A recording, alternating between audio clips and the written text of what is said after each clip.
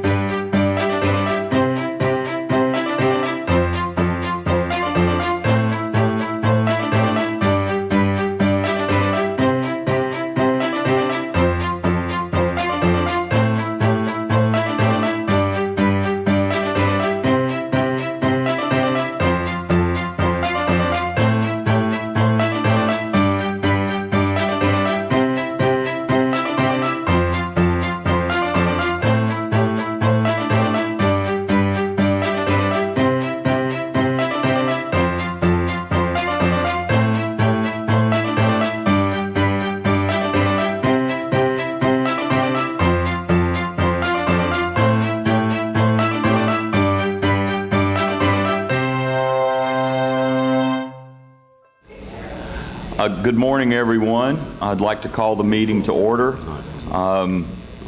With a smile on my face, I'd like to announce this is my last day to chair the EFI board meeting.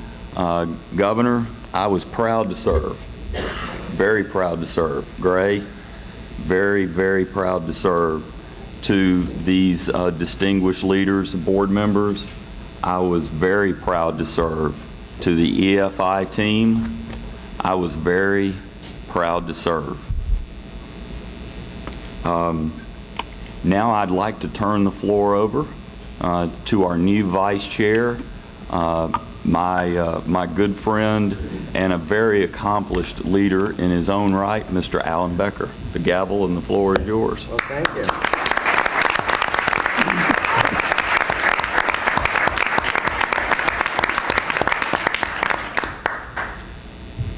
Well, thank you, Brett. I'm going to do it from up here because I never do very well sitting. I'm just more comfortable. They actually have a gavel with my name on it, which is very nice. Years ago, I thought I wanted to be a judge someday, and then I did arbitrations a few times on construction cases, and all I wanted to do was get out of there or kill the lawyers. But now I have a gavel, and I don't have to be a judge, which is really cool. So anyway, thank you. I want to first thank Brett, not only for his great leadership of the organization, but also your friendship and the terrific advice that you've been able to give. You've done a great job, and everybody here I know appreciates it, and as do I. Thank you. The staff at Enterprise Florida is terrific. They orchestrate these meetings to the minute. Like I've got something at 8:35, at 11:03, and if this really happens, it'll be wonderful. But actually, I'm going to try to accelerate things a little because our chair, the governor, has to leave at 11, and I'd like to accomplish at least most of our business while he's here. They have me down talking for 10 minutes. That's also not going to happen. I did want to express my gratitude to all of you for selecting me to be your vice chair. I've been on this organization's board for 15 of the last 17 years, and it's been a great experience. I do it because, to me, economic development isn't just a catchphrase. I know that it means for millions of Florida families, in some cases survival, in all cases a better quality of life. And I just enjoy being able to have some role in making that happen. I know my late law partner, Gary Polyakov, he's always proud if we got a terrific client result or if there was a groundbreaking appellate decision, but he always said the thing he was most proud of was that we provide security for 400 families. And that's something that means a lot to all of us. People have asked me, what are your plans as vice chair? What do you want to do for the organization? Well, obviously, I love leading change, but an overriding principle is if it ain't broke, don't fix it. And Enterprise Florida most definitely ain't broke. We've accomplished wonderful things in the last year, 2 and 4, and I think I'd like to see that continue. We've had a great foundation built, and I think we're going to see a wonderful future. Now, before we go forward, I have to make some of the formal announcements, so let me get those out of the way. EFI's board meetings include the opportunity for public comment. Speakers who are here in person should fill out a speaker card and turn them into Al Latimer at this time. Where are you, Al? There's Al. So if you want to speak on any of the agenda items, just give Al your name over there. If you're on the phone, you'll need to identify yourself with your name, location, and topic of discussion for the record. We ask that you please limit comments to 3 minutes per person. As a reminder, all meetings are publicly noticed on EFI's website. In addition, EFI has a dedicated section of its newsroom that includes all board and committee meeting materials, fact sheets, presentations, and upcoming meeting dates and locations. The website is located at enterpriseflorida.com/newsroom. We encourage everyone to visit the site to get the latest information. Today's meeting is being shown live on Florida Channel. Just a few housekeeping things. Please silence your cell phones, and if you're participating on the phone, please mute your phones. Now we're ready to begin. So the first thing I get to do is a real pleasure. I have to tell you that maybe one of the things about getting old, I've had the opportunity to work pretty closely with 8 of the last 9 Florida governors. And we've been very fortunate to have some good governors in the state of both parties.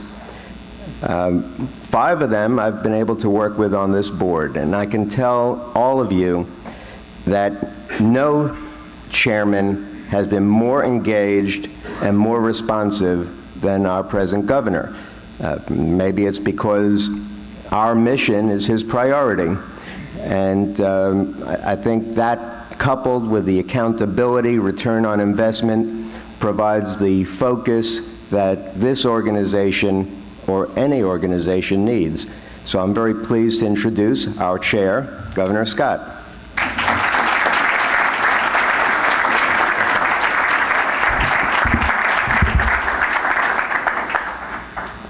First, it's always a great honor to be here. How many of you were here 4 years ago this month? Raise your hand. How many of you weren't? Yeah. There's been a lot of growth in the last 4 years. If you look at, if you go back to 4 years ago, the passion in the room, what we've accomplished, has dramatically changed. 4 years ago, we were in a situation where housing prices had dropped 50% in 4 years. We'd lost 832,000 jobs. People stopped moving to our state.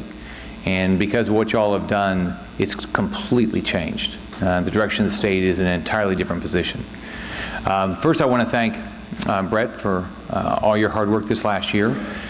Your leadership has been amazing. I've gotten to work with all the vice chairs, and every person brings something different to the table. And you've done a great job, so congratulations.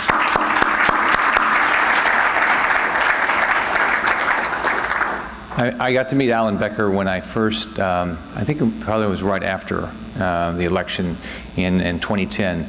And what I saw from the first time I met him was that he's very passionate about how you build jobs in the state. And he's been very active, and I assume you've been active for a long time, but has done a great job. We've gotten to go on trade missions together, and I know you'll do a great job, so congratulations. I want to thank Gray. So you all know the story. Right after I got elected, there was a site selector meeting down in Fort Lauderdale, and I started asking them about what they thought of Florida. And most people basically said, look, we don't do business in Florida. It's too difficult. If we have a client that's thinking about Florida, we try to either talk them out of that or we'll fire them. It's just too difficult to get anything done in Florida. And Gray has come in and just done a great job. He walked in with a lot of relationships all around the world, which has helped quite a bit. If you have the opportunity to go to the air show with Gray, he knows everybody there. He tried to get all those companies to do business in Mississippi, and he's done a great job of getting those companies to do business here. So Gray has done, not only has he done, he brought in a lot of relationships, he's built a lot of relationships around the state.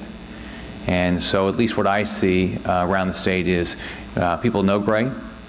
He's a tireless traveler, and he has included the local economic development efforts all around the state and gotten so many things done because of that. So he's going to be missed. Mary said their life will change, but I'm sure that Gray will be traveling and working just as hard as he's done the last 4 years for all of us and the 20 million people that live in the state. So thank you very much for all you've done.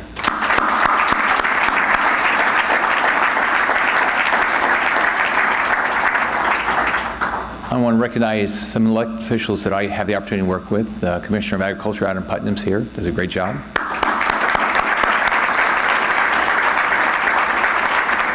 Representative Jim Boyd's here.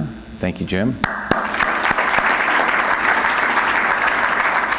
Jim has been a leader in trying to fix a lot of the insurance issues we had in the state when we both got elected at the same time in 2010.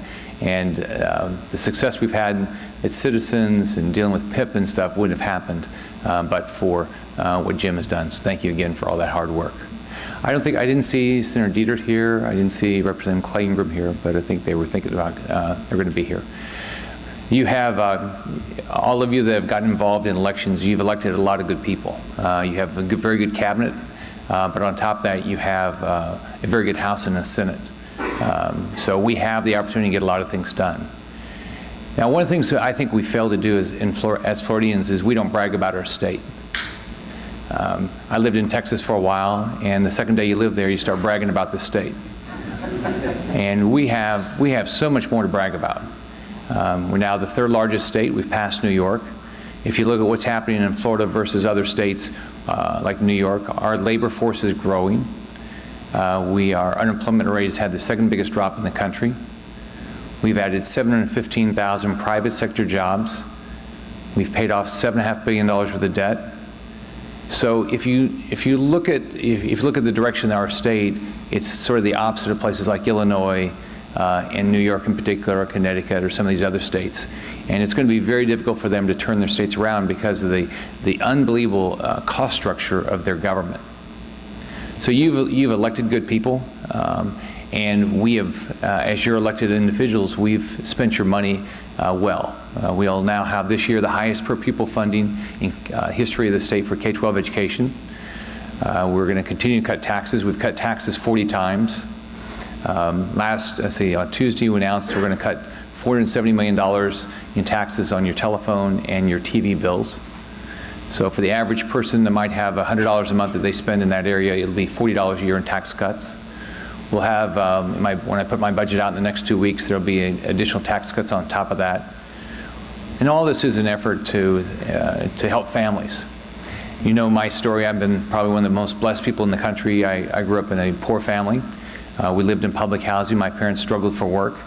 And the way I think about this job, and I think about what we do every day, is if we can make sure that a family like that struggles for a job can get a job, if we can make sure that their children have the opportunity to get an education where they can get out of poverty, and if we can support law enforcement because all of us want to live in safe communities, then we've got the best state in the country. We might have the best place in the world to live. I can't imagine another place in the world you'd want to live.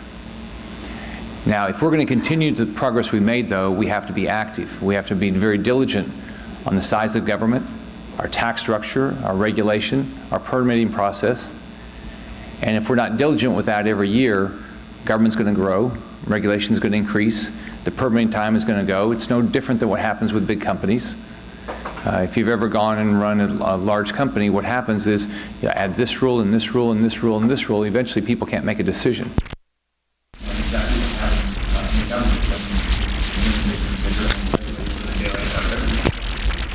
So it's up to you to make sure that the legislation you elected stays out of people does the right thing. I'm sure you know all of the elected people in the state, it's important to hear from you. I have the opportunity I get a lot of feedback on a daily basis, whether it's phone calls or emails or there's lots of different ways people focus. But it's important for you to be very, very, very active if we're going to do the right thing. In my 4 years, my goal is to become the global leader for job creation. There is no way that we should lose this. There's no state in a better position. I mean, how many people decide, you know, it's very few people, I'm sure there's some people, say, gosh, I'd really like to live in a cold climate. They like our weather. How many people say, I'd like my taxes to be higher? Very few. How many people say, I need a lot more regulation to run my business? Or if you could slow down the permitting process, that'd be really good for me. So if we do all those things well, and then we invest in education, and if you just look at our education system, I've lived in a variety of states and a variety of cities. Everybody complains about the education system where they live, but let me just give you some information on how we are. Our fourth graders are #2 in the world in reading.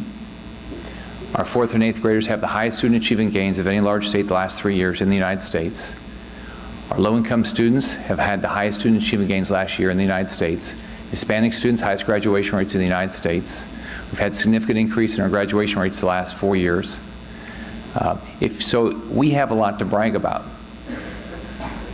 But if we're going to continue this, one, we have to continue to make sure you have the right government. But on top of that, we've got to learn to brag better. We've got to tell all of our friends, why in the living daylights would you live in New York or Illinois or Connecticut, places that they're making it more difficult for business. And then we need everybody in Enterprise Florida, which they work diligently, they need your help. I mean, a one-on-one conversation with somebody about why you should move to Florida will probably have more to do with somebody moving than all the efforts of EFI. EFI will add value to it, and if it makes economic sense, they'll have an incentive to move here. But the truth is, it's all because you've told them what a great place it is, what a great workforce we have. We can always brag about our weather, but the great workforce we have, the fact that we have a elected group of individuals that are going to focus on how we get more jobs. So I look forward to the next 4 years. There is no reason we should not be the winner. I have no interest in being in second place. I can't imagine any of you in your businesses say, gosh, I'd really be excited to be #2. And we're going to continue to compete. So I look forward to working with you. If there's anybody you want me to call, let me know. I'll call them.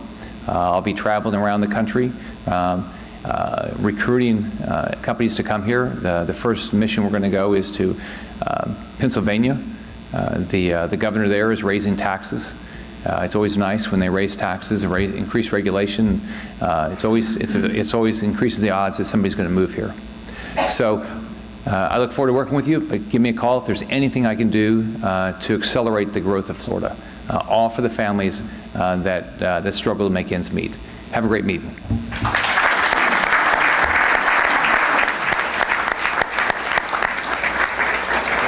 Thank you, Governor.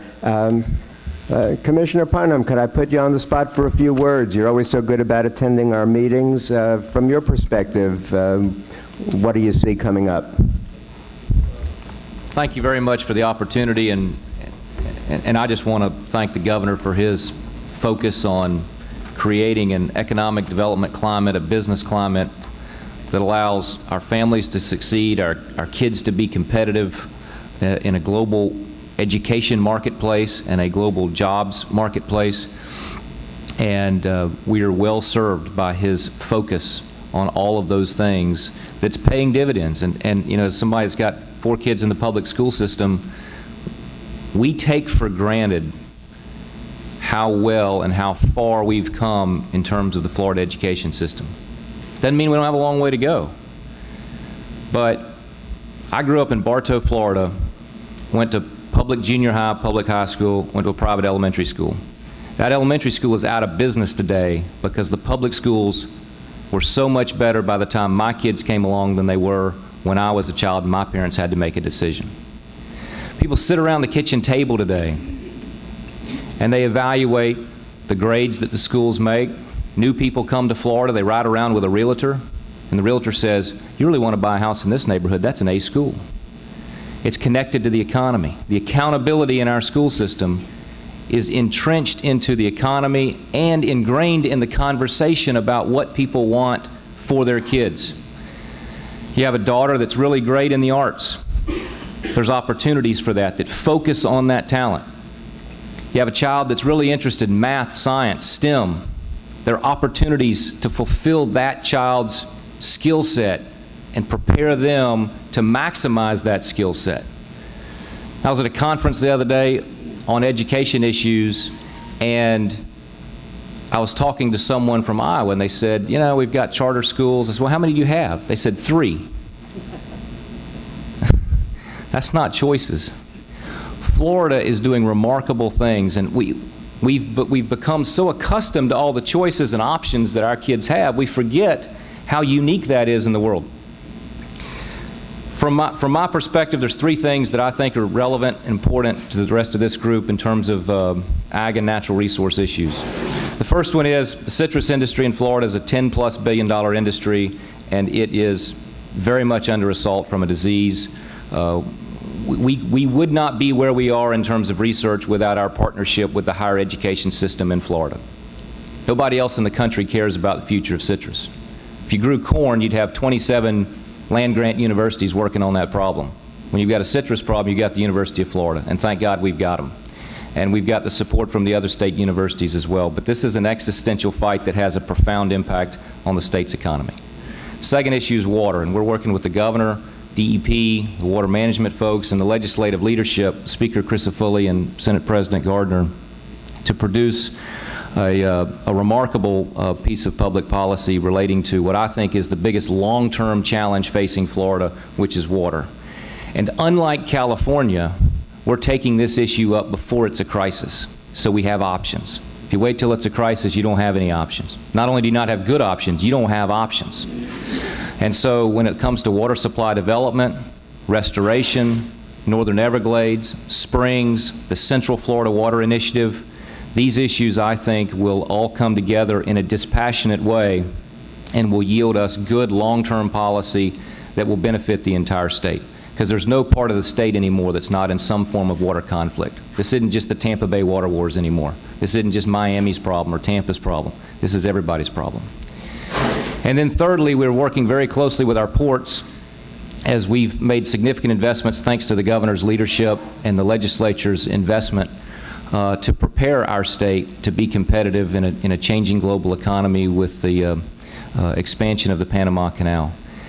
And as a state that produces $100 billion a year in perishable commodities, we believe that this is an early industry where we can play offense and put items back on that ship when it unloads in our ports. And so we are diligently working through a process, a very thorough process because of the threats from disease and other issues that exist in our state, but to identify opportunities to also create pathways for perishable items to come into those ports where the science proves that that's not going to be a threat to our industry in our state. We just had a delegation in Peru. They cleared some commodities from Peru based on the treatment processes that are in that country. There's a couple of other countries that aren't ready yet. It presents a threat to our industry. And so this is a very different posture than we've taken in the past. And so we are moving in a deliberate, thorough, science-led method, but there is an opportunity for us to put perishable items on those boats and receive perishable items that will shave shipping times and cost for Florida's consumers. So, Mr. Vice Chairman, I look forward to working with you and your team on that. And again, we couldn't accomplish the things that we're focused on without the leadership of this governor and this legislature. So I appreciate everything you're doing as well. Thank you.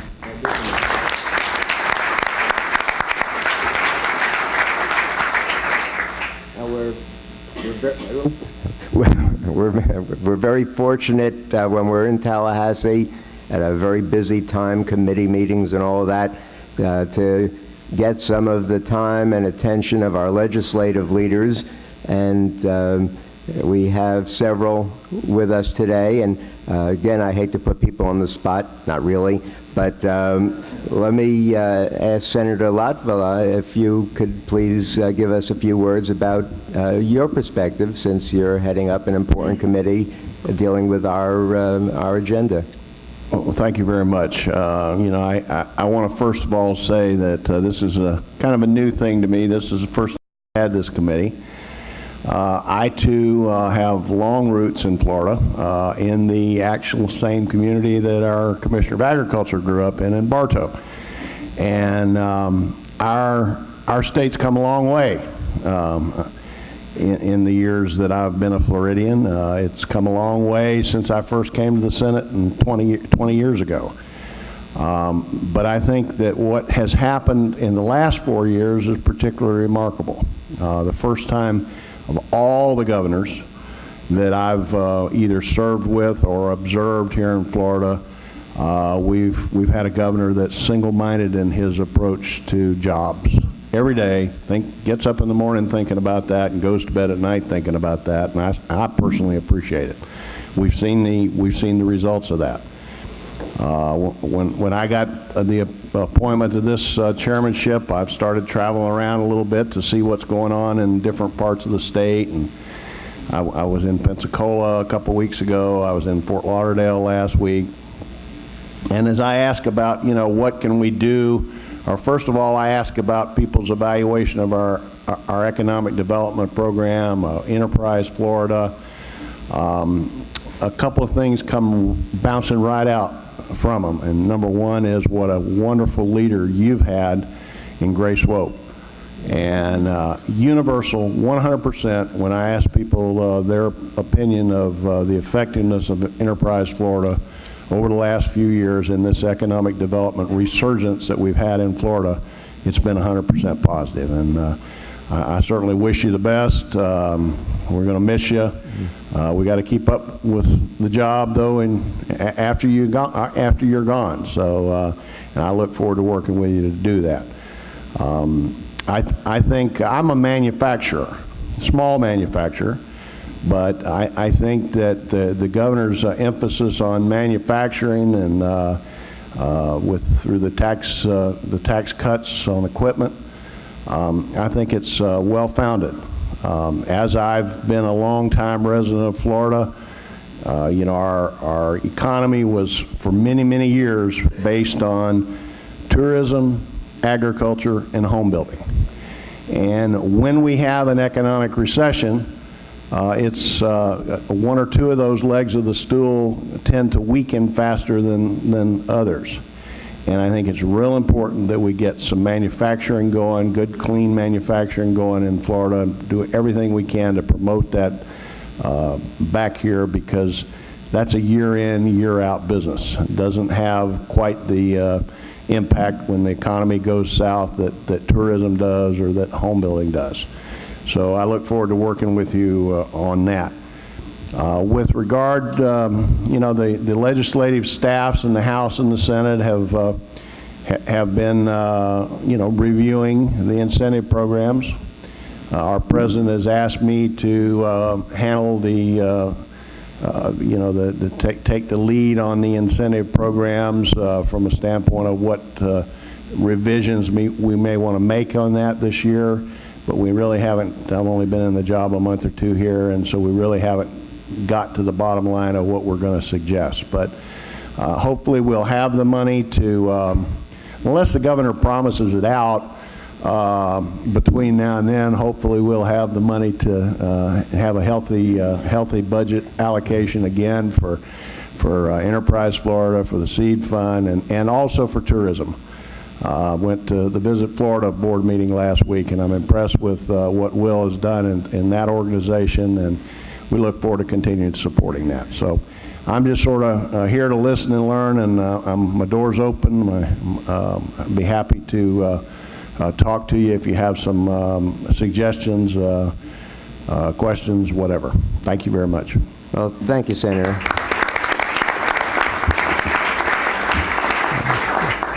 I was at that Visit Florida meeting and was really delighted to see you there and participating so actively. Thank you. Now, Representative Ingram, from the House perspective, how do you see it?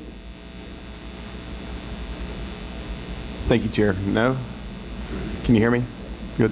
Hey, thank you all for giving me the chance to be here. It means a whole lot to be able to be with this group, especially knowing what you mean to the state of Florida. Again, my name's Clay Ingram. I represent District 1, and just to give you a little idea of District 1, it's Escambia County, everything except essentially the city of Pensacola. My good friend Louis Baer knows the district well. The last two sessions, I chaired the Government Operations Appropriations Subcommittee, which is sort of the catch-all funding mechanism for all of the agencies like the lottery and DMS, and it's around a $2 billion budget. And so now I chair the Transportation and Economic Development Appropriations Subcommittee. Senator Latval is my counterpart in the Senate, and that's around a $13 billion budget. So it's a lot more to learn, a lot more to understand, and again, it's new to me, and so being here today, I appreciate the fact that you're going to, we'll get to hear firsthand what's important to Enterprise Florida.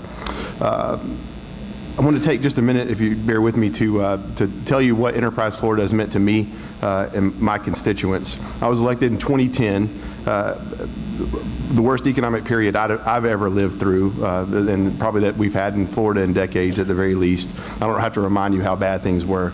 And because the private sector was suffering, everything else that relied on the tax base was suffering too. Funding for public education, health care, transportation projects, essential services for the disabled, and all vulnerable Floridians were cut. And they were cut beyond just trimming the proverbial government fat. And they were cut to the point that it started to affect our ability to function as a state.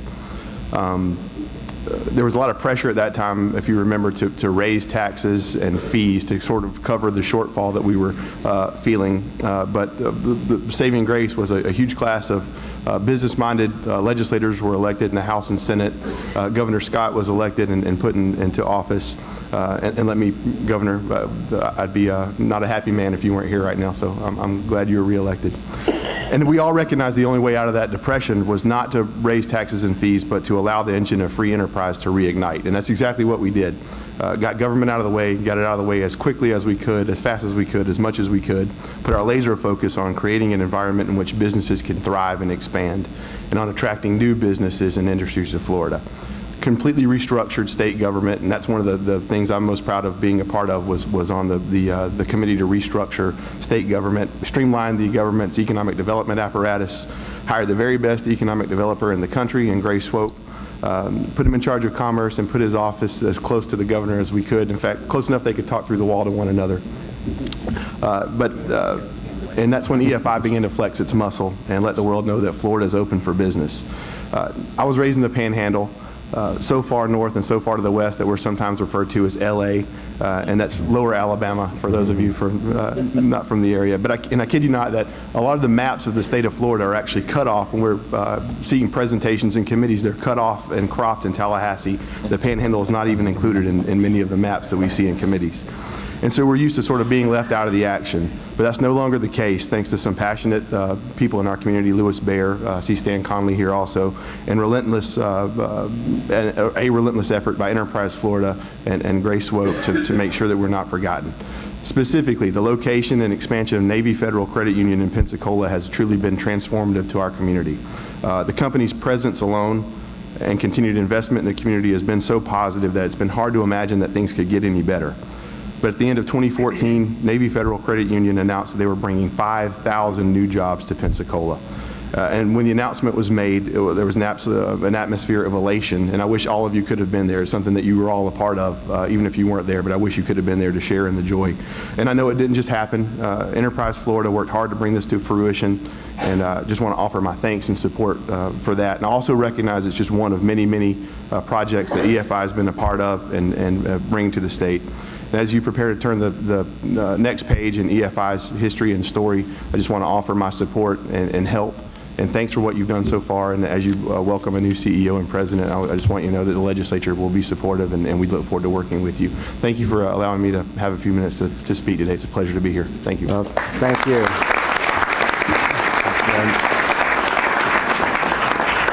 And we are very grateful for the legislative support for this mission.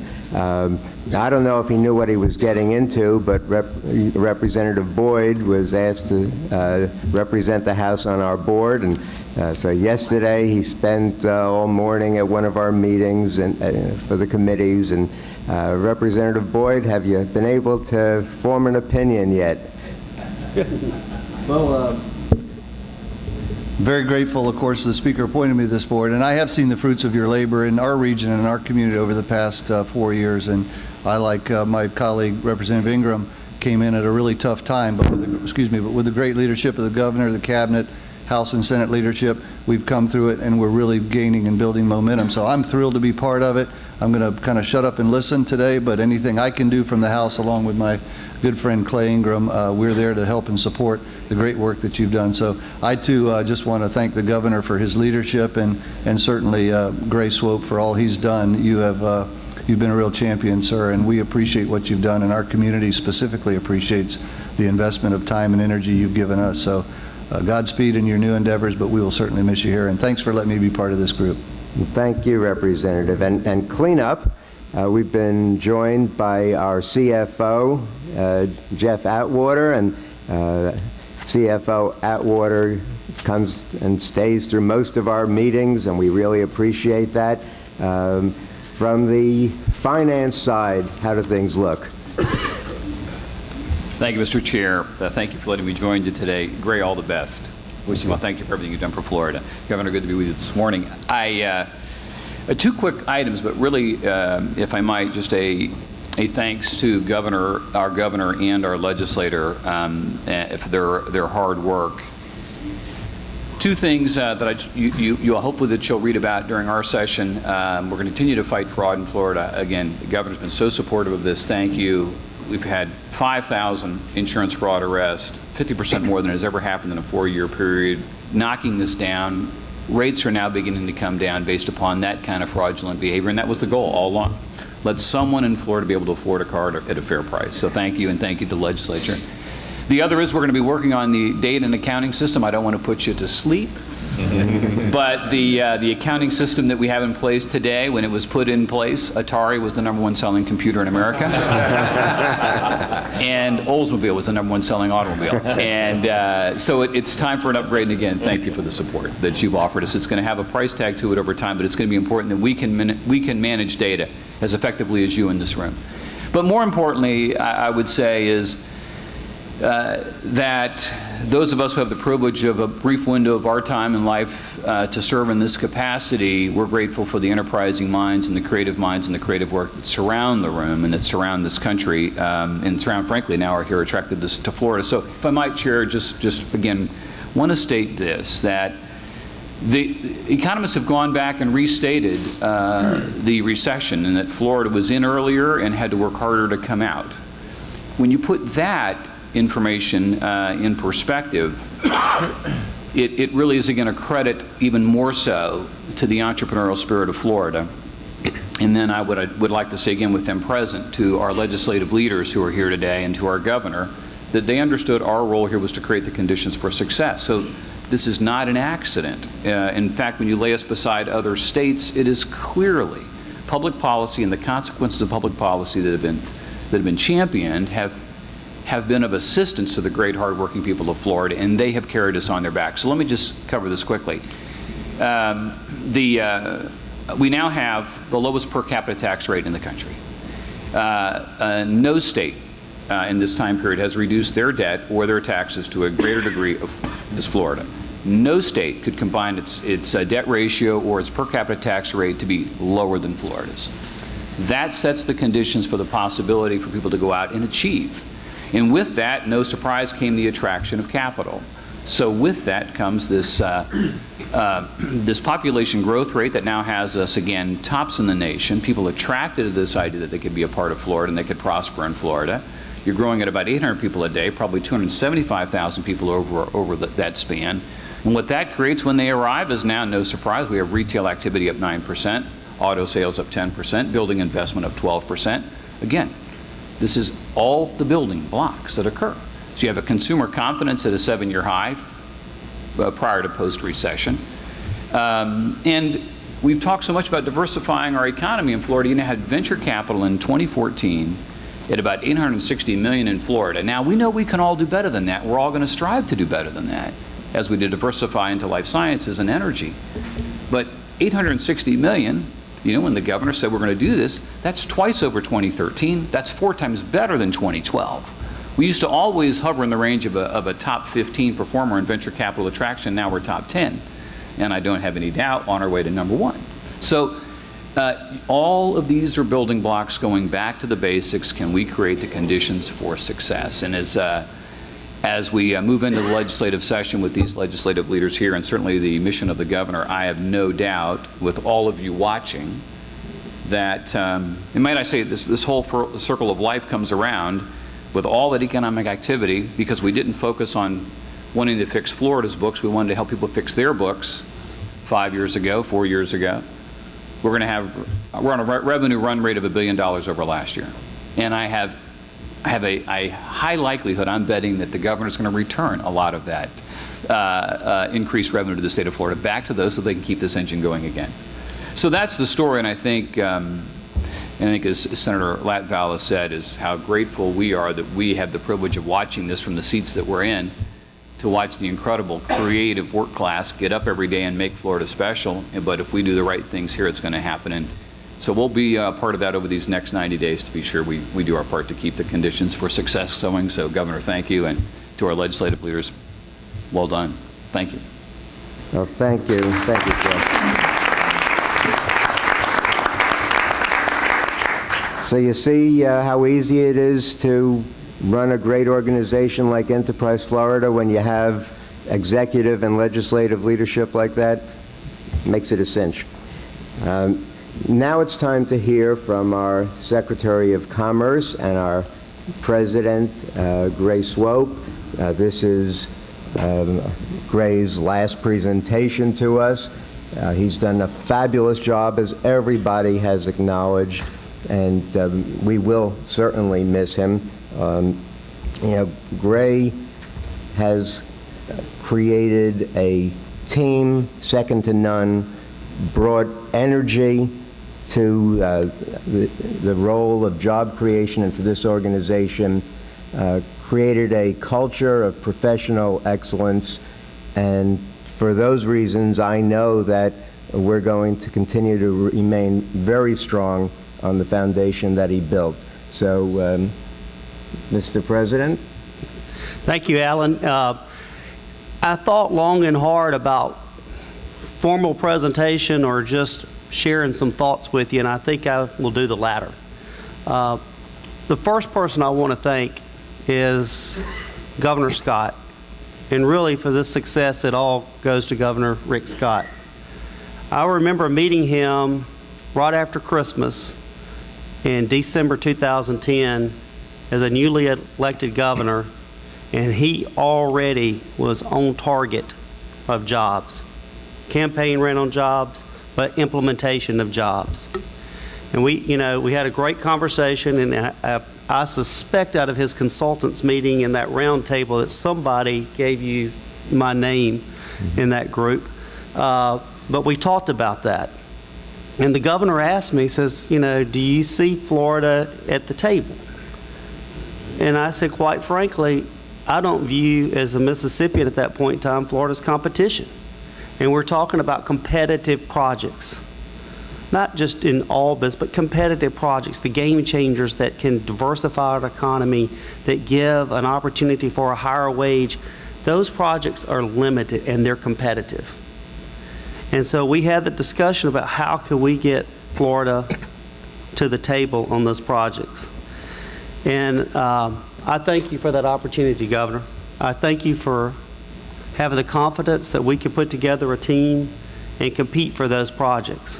I thank this board for the confidence in your vote of confidence to bring me on board of March of 2011.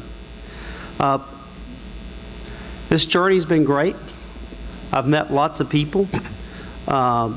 You know, Alan, I'm regretting now that you're coming on. I'm going to miss serving 2 years with you, so I hate that your first meeting I'm bailing. As long as it wasn't me. That's right.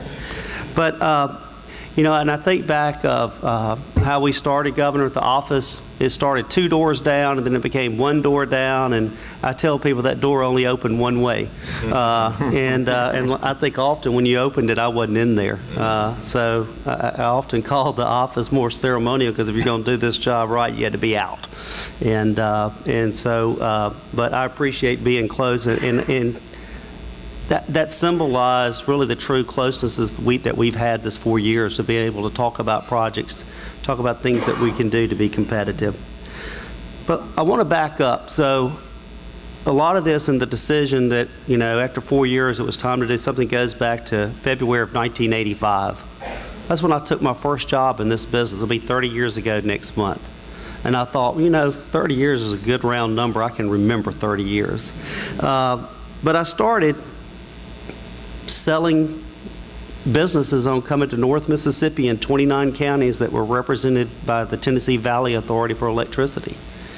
And it was very different back then. I mean, I was a pure sales guy. I came out of selling television to selling a state and selling a region. But there are a lot of similarities in it. And a lot of those things today are still very true about relationships and understanding consulting selling. And those things have served me well. But since that time, over 30 years, I've had the opportunity to work in, this is going to sound like I can't keep a job, but 3 local communities, the regional group, and 3 states. One of those was my home state, and one of them was my second home state, this one. As a child growing up, we lived here for a little while in Fort Walton Beach. I learned to swim in the bay over there. Which is kind of strange to think that you had swimming lessons in the bay. That area's all developed now. But I always had a passion for this state, and so the opportunity to come back and lead it was great. Over that 30 years in doing economic development, I have to thank Mary, who's here today. We have 2 precious daughters. One is 24, and the other one's 16, and she's going to be 17. Good Lord. But they've all been part of that journey, and have been part of it because as a family, as you know, when you travel and do those things, if you don't have that support, it's hard to do. And Mary, thank you for your help in doing that.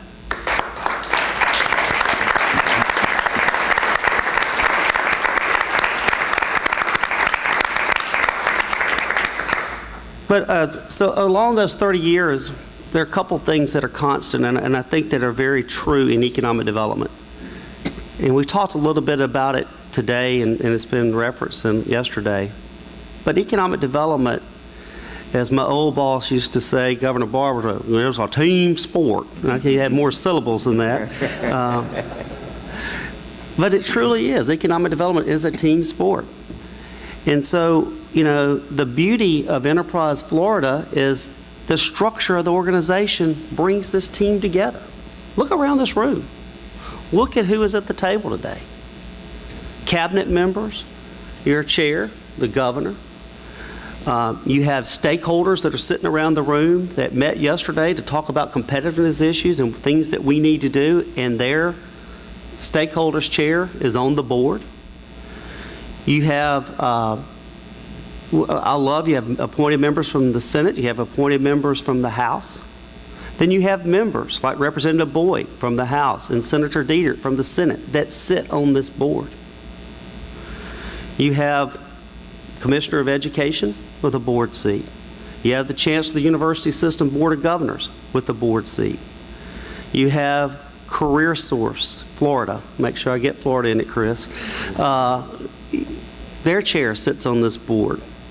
Then you have other really big member groups like the Florida Chamber, the Council of 100, Tax Watch, all with seats on this board.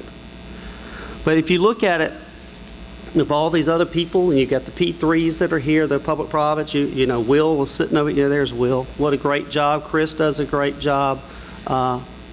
Even from the public side, Jesse Panuccio, DEO. This thing works because we work as a team. But my experience in teams and successful economic development teams, you can have a lot of these players at the table, but there's one driving force behind it. You better have business leadership at that table. Any community, any state, if you want to look at a successful model, is going to have business leadership partnering with everybody I just mentioned. The elected officials, all the way down to the local partners. If we're not partnering and doing things with the business and keeping an eye on the ball of business, then all of a sudden you turn around and your state's in trouble. Your community's in trouble. And so I think that's the beauty of this organization, that I hope you'll continue to keep that focus. You know, look at this group and how we've come together the last 4 years. Our last fiscal year was off the chart. It was off the chart. We've had the best year since 1996 when this was created. And it wasn't because of me or our team, it's because everybody in this room working together. You had record capital investment, record number of jobs, record established projects.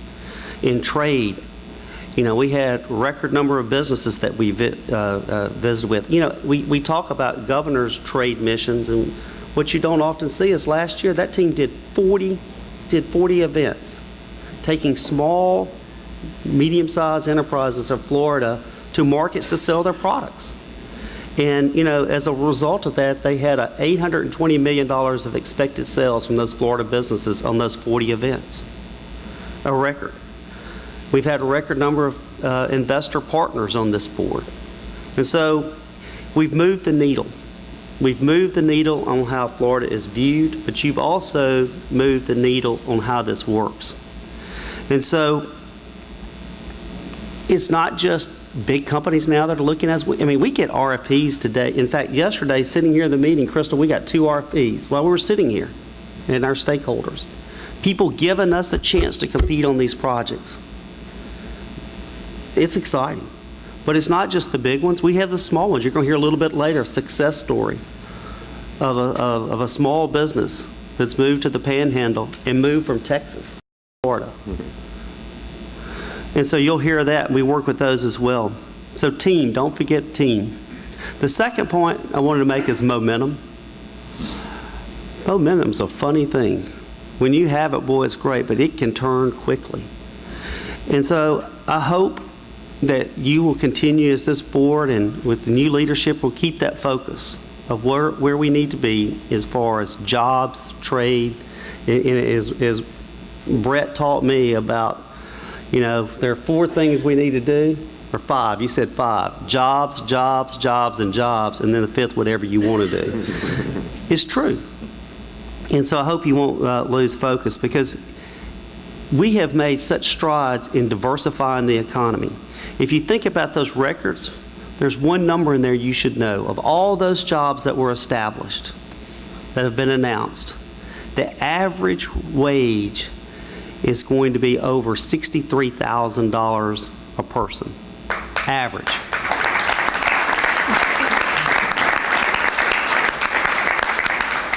That's 48% higher than the state average. And so we see times when people talk about all the jobs that are being created, well, we're not seeing the, you know, jobs that help raise the per capita income. These jobs do it, and we're doing it. And so as the economy continues to get better, there's some people sometimes back away, and we'll reverse ourselves and get back into the old traditional model that Senator Latvala described, and you'll look up and you'll think, boy, we're not paying attention to the things that we need to continue to diversify the economy. You can't let the process slip back. You got to continue to improve on it, because if we're going to compete on even more projects like for an example, Mercedes headquarters in Atlanta. There were some other reasons that Atlanta was chosen other than just incentives in that process. They did it in less than 6 weeks. Less than 6 weeks. And so we have to think about if we want those type projects in Florida, we've got to work on that process. And I know you've got stuff that we're going to be talking about and how to do that. It's product. In Momentum, you got to continue to have product.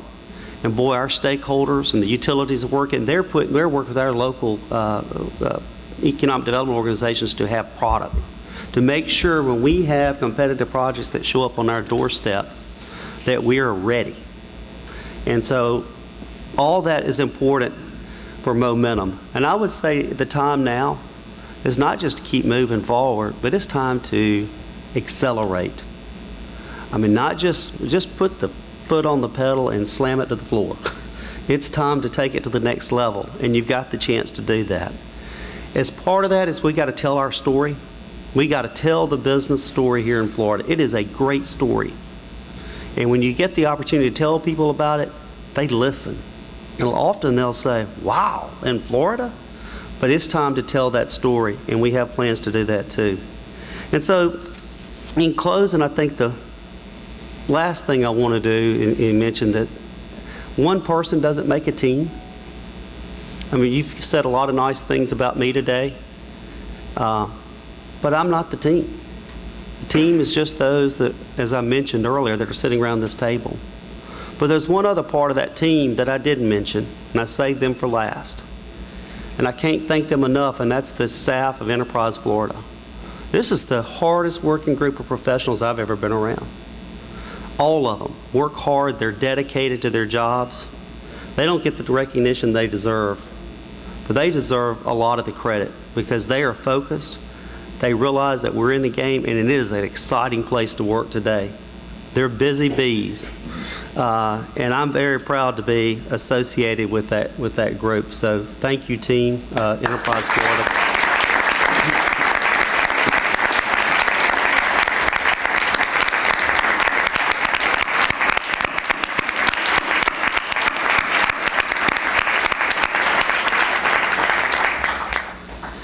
And so here we are, hundreds of thousands of miles on a plane later. By the way, if any of you travel through Atlanta, only in the F terminal and the C terminal that you can get these. So it's C37 and C16. I know the place kind of well. But you know, hundreds of thousands of miles, close to 500 nights in hotels, a few extra pounds, and traveled in so many rental cars that Hertz moved its headquarters here, Governor. But it's been a great journey, and I've really enjoyed getting to know you. And as I've told some of you, and I'll tell all of you, Florida will be home. I'm going to continue to vote here. I'm going to continue to have a driver's license here because this is a great place to live and work. And in closing, I'm often reminded, if you go in my office, above my desk on the back on the credenza, there's a quote on the wall. It's Art Buchwald, and he said in his quote, "I don't know if these are the best of times or the worst of times, but I do know it's the only time we have." I've enjoyed my time. I can't thank you enough.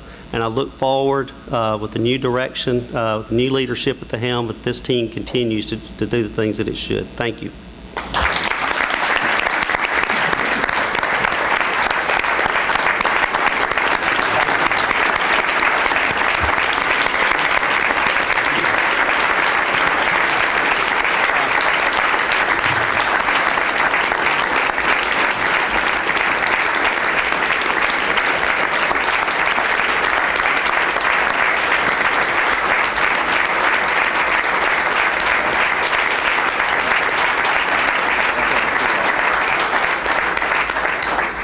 So we're going to deviate from the script here a little.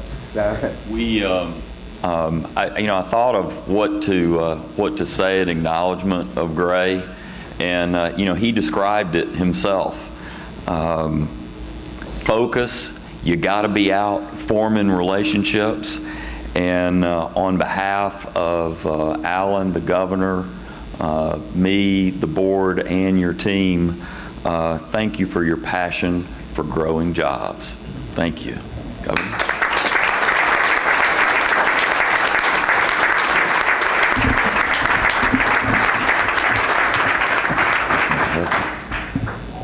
It's heavy, I'm sorry. Yeah, can we bring Mary up for? Mary?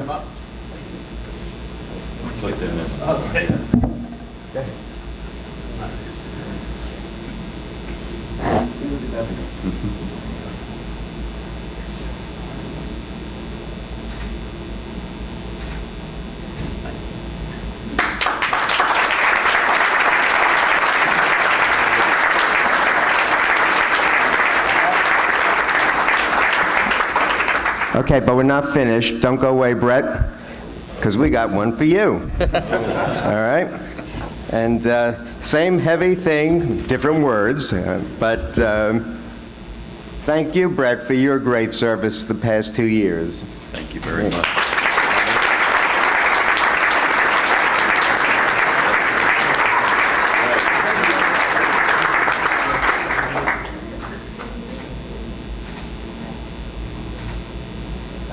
Okay. Thanks, guys.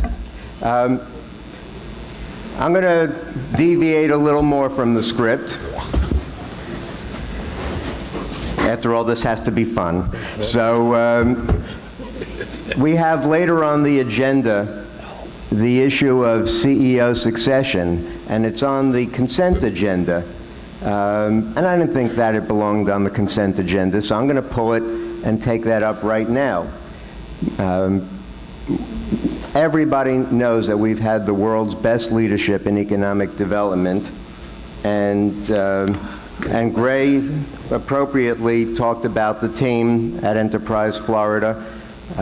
This is not, what some people perceive, and I think inaccurately, as a typical government team. I know that if at midnight I send out an email to Al or to Noreen, I've done it with Griff, I've done it with Melissa, 12:01 you get one back.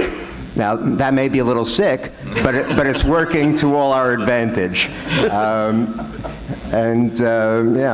What a phenomenal group of people. And this organization deserves the very best leadership, and I think we're going to have that going forward as well. When Gray made it known to the governor and to me some time ago that he would be changing his career, and thank goodness he's not going to a competing state, we looked for who would be the best person to lead the organization and found the right person right here in Florida. And I'd like, I put it in all your books, the bio and resume of Bill Johnson.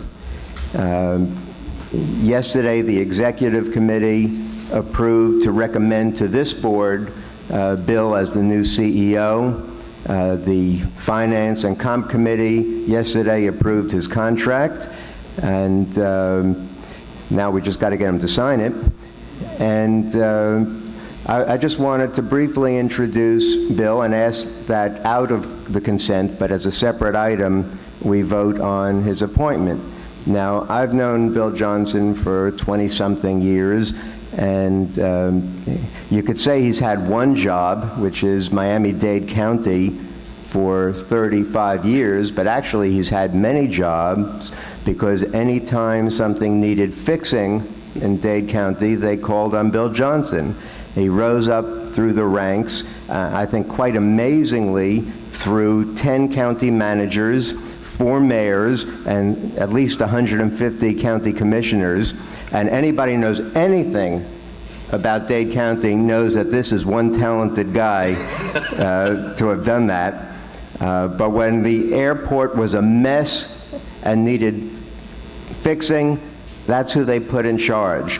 When the Port of Miami was total mess, they turned to one person to bring back integrity and efficiency.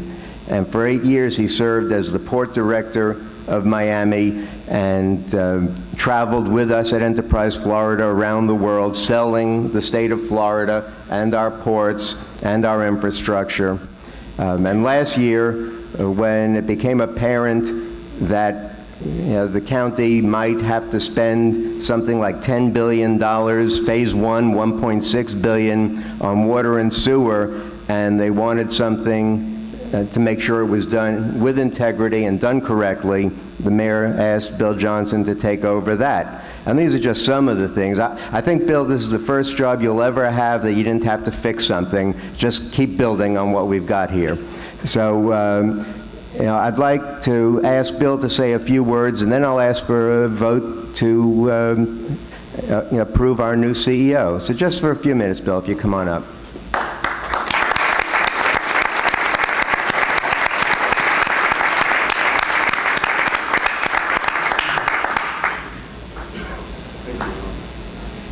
Thank you, Alan. Well, I promise to be brief.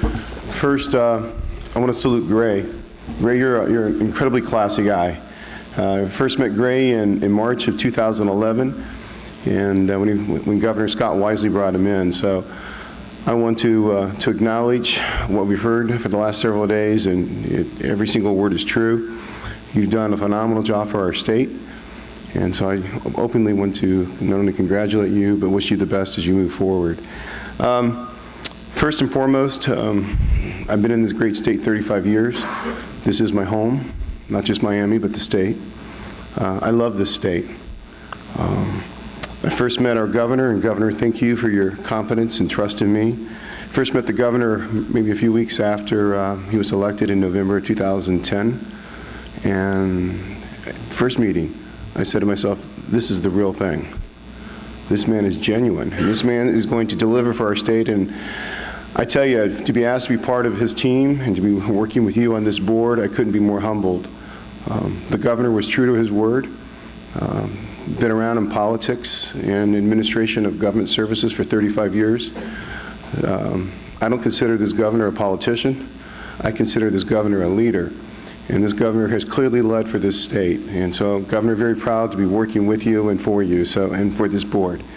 Lastly, Alan, I want to thank you and the governor's team and for the assistance over the last number of weeks in terms of the transition. I commit to all of you, all the stakeholders and all the EFI board members, I will give my utmost to continue the good work of Gray Swope.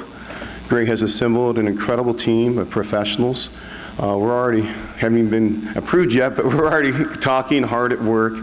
The most important thing that I want to bring is not only to continue Gray's legacy, but you'll see me around the state, not just in Tallahassee or Orlando, our headquarters, or in Miami. You're going to see me in the Panhandle, you'll see me in the Keys, you'll see me in Jacksonville. My first trip is over to the port next week, over in Tampa. I think that's Tuesday of next week. You're going to see me around the state, you're going to see us listening. I think it's important that I and the EFI team, that we continue to partner, that we listen. We're going to take a really sort of a grassroots approach. We're going to be working with our chamber, with Mark Wilson, with all the local economic development agencies. Great relationship. We want a team with Will and the folks over at Visit Florida. And we want to make Florida the #1 state. I think it already is. The #1 state in all accounts, not just in tourism, but truly in terms of job generation and in terms of the economy. So thank you in advance for your confidence and your trust. I pledge, I hope, never to disappoint you. Thank you. Thank you, Alan.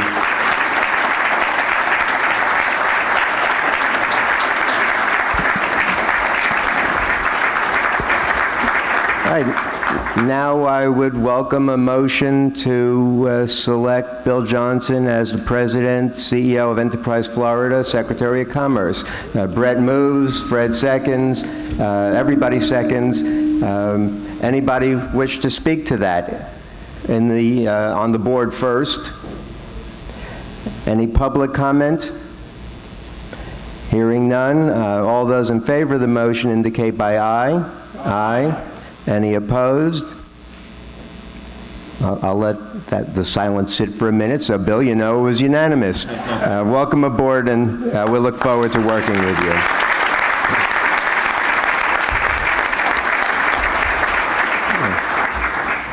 Bill, as the outgoing vice chair, I'll tell you, ask of you the same thing that I mentioned to Gray. 5 priorities: jobs, jobs, jobs, jobs, and that 5th thing, you can do whatever you want to do. I don't care.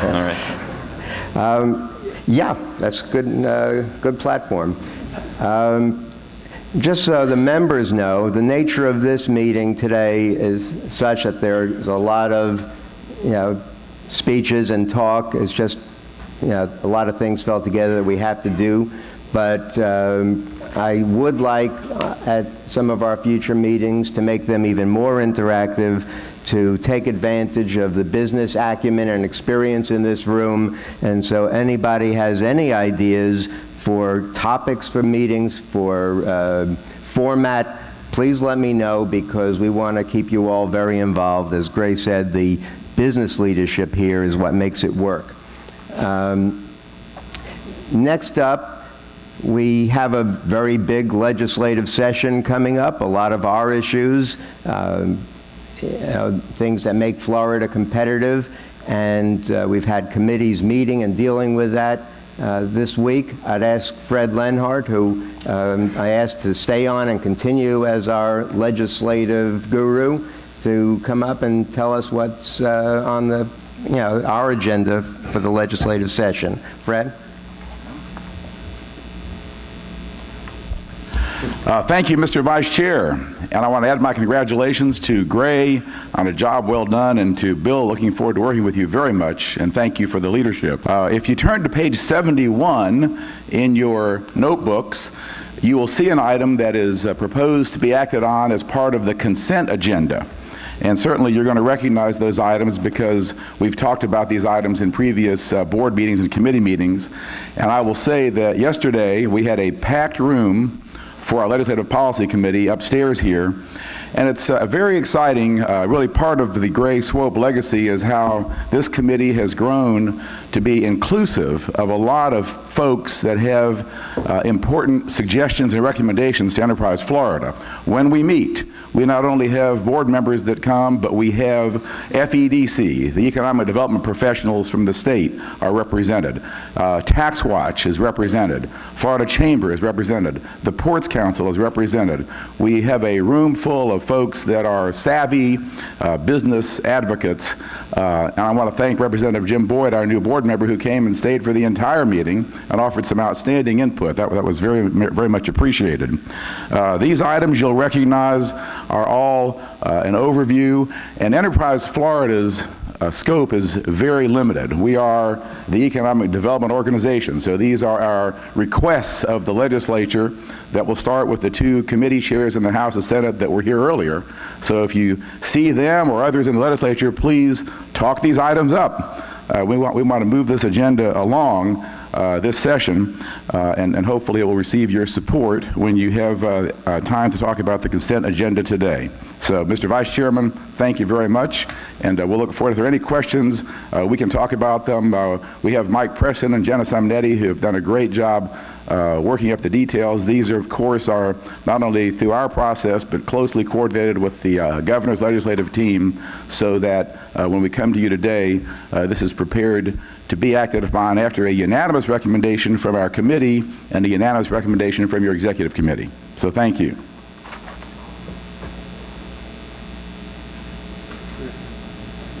Mr. Chairman, do you need a motion to accept the?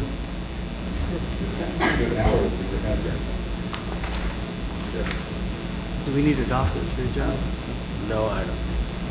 Where's Al? Yeah.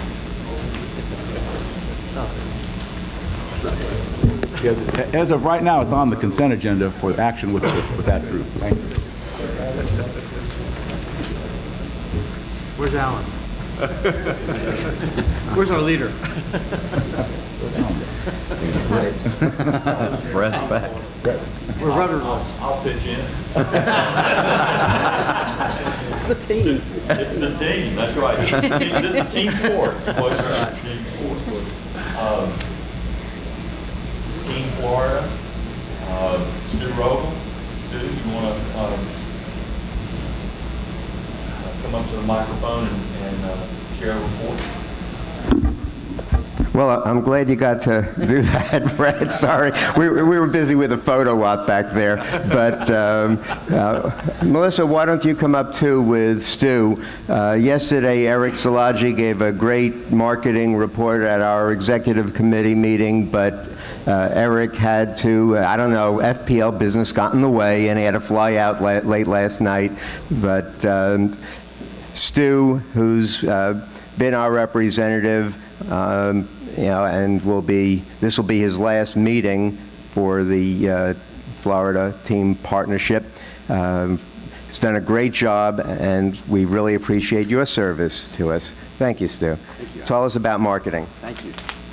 Thank you very much. And let me extend my congratulations to Gray, and my thanks for all that he's done in all the years. And to Bill, if you're still in the room, good luck and Godspeed with your efforts going forward.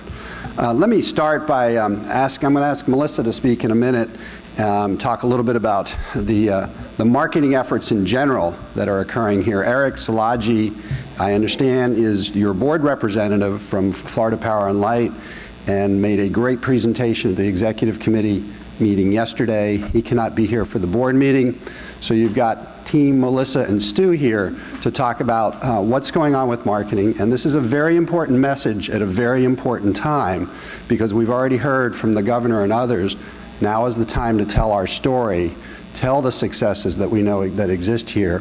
And then I'm going to come back and talk a little bit about how the Team Florida Marketing Partnership, which is again a team effort of our business community, our economic development partners, and all of you from Enterprise Florida, what we've been doing, and collectively what we can do moving forward as we start with this legislative session and the ask that we have to grow the Team Florida Marketing Partnership and the marketing effort to tell our story. So Melissa, if you would, please. Thank you. Thank you, Stu. And thank you, Board of Directors. We had great meetings yesterday with the stakeholders and with the Team Florida Partnership.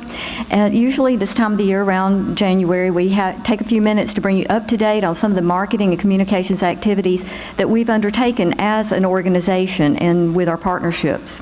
So instead of going through a list and showing you slides of things that we've done, I thought we'd show you a video. So Stacy, if you'll roll the video.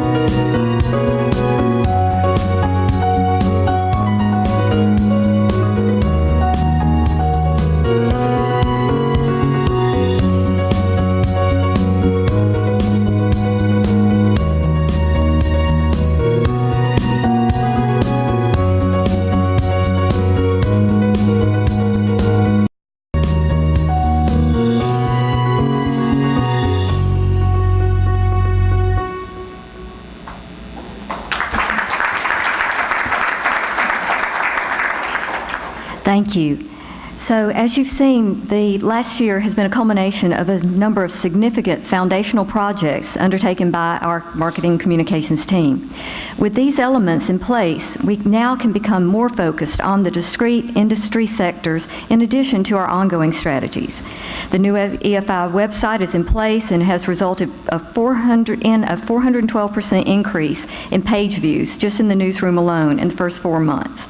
Our statewide sites and buildings database is in place with over 3,000 sites that meet our criteria that are being pushed out 24/7 to users worldwide.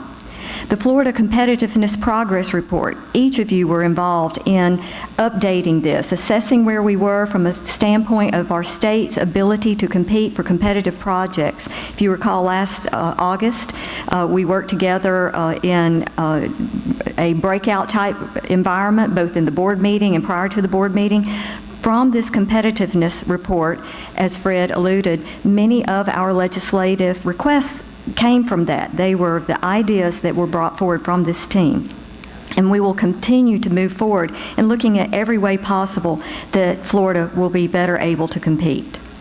Our second annual Rural Development Boot Camp actually brought together leaders from all of our rural communities and provided for them leadership, provided best practices, and also made them familiar with the nuts and bolts of the programs and assets and resources available to them through our government agencies and through the private sector.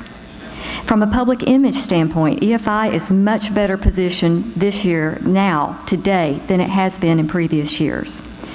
With sustained strategic communications outreach to key audiences and working with the media, we've been effective in clearing away many of the misperceptions of the organization, allowing us to focus more on proactive communications and outreach. Just last year alone, we've had more than 125 Governor's Office joint project announcements, in addition to the numerous good news announcements that we've had regarding our international activities, our trade activities, our activities in helping small and minority businesses, and in the grants that we provide for military and defense. We also, many of you may have noticed, updated our logo and corporate image, something that was truly in need of help. So in addition to these internal marketing comms activities, we have in tandem undertaken telling the Florida story at a level that we've never been able to do before. And to do that, we've also done the fundraising necessary to accomplish this with help of entities such as the State Chamber, with this board, with others who have been very active in helping us approach our elected officials to ask for state funding.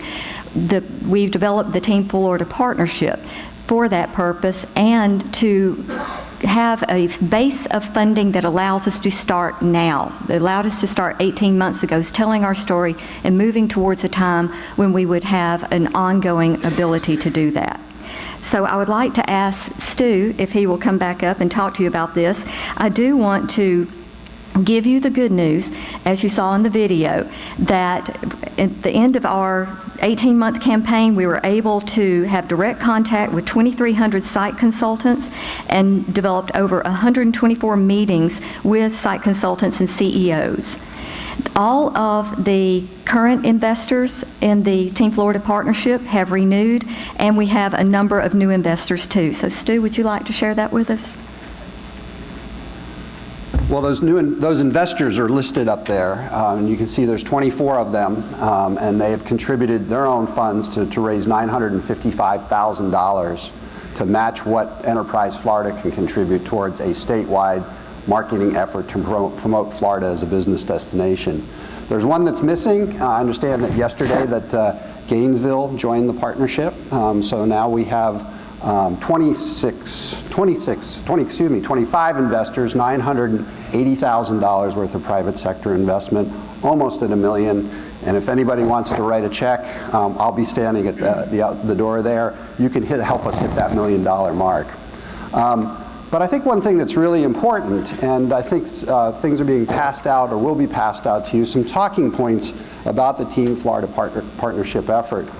Even though we have done great efforts to raise over $1.4 million of total funds to promote the state of Florida, the third largest state is being outstripped and outcompeted by other states that are raising significantly greater amounts of money. We're passing out some talking points, and on the back side of those talking points, we've highlighted competitor state marketing budgets. And just let me give you an idea of what other states are spending for marketing right now. New York is spending $140 million to market their state. Texas, the governor talks about Texas quite a bit, $21 million to market the state. California, $50 million, Michigan, $25 million. Little Connecticut, $27 million, New Jersey, $25 million. We have a great story to tell. We have a better business climate. We know what it's like here, but we are not telling our story effectively. And that's why the Team Florida, which will continue to meet, will continue to work to make sure that this is a sustainable effort. We'll be working with folks like the State Chamber, and Mark Wilson is here, and others to be able to sustain this, but we need the support and the help of the legislature to help us match those private sector dollars so we can have the kind of funds that we need to be able to effectively tell our story and get a return on investment for all those investments we've already made and all those activities and new projects that have come to our state, so we can tell that story, get that return on investment, and get even more activity going. So the ask to all of you here in this room, at this table in this room, is to understand what's going on with Team Florida, understand the request of the legislature. There are a number of requests that Florida has, but from the Team Florida point of view, understand, talk to your legislators. I just talked to my legislator, Senator Latvala, and said this is important. We need to tell them how important this is and ask for their support. We're not going to get it done just because it's on a piece of paper. As we've talked about, we need a grassroots effort. We all need to be able to help make this happen.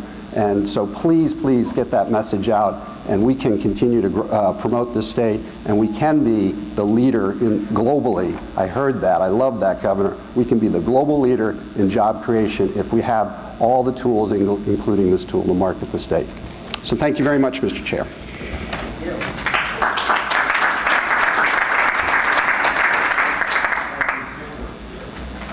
Thanks, Stu, and thanks, Melissa.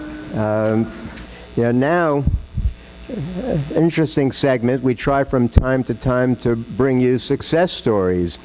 And I've heard people say, oh, well, yeah, that's great. Enterprise Florida helps with these giant jobs, the Northrop Grummons and the Navy Credit Union, but what do you do for small business? And the answer is we do a lot. And maybe it doesn't get as publicized as well. But today we want to hear about one of those success stories. We're going to hear about a smaller company, but a really good one that's had a lot of success here in Florida.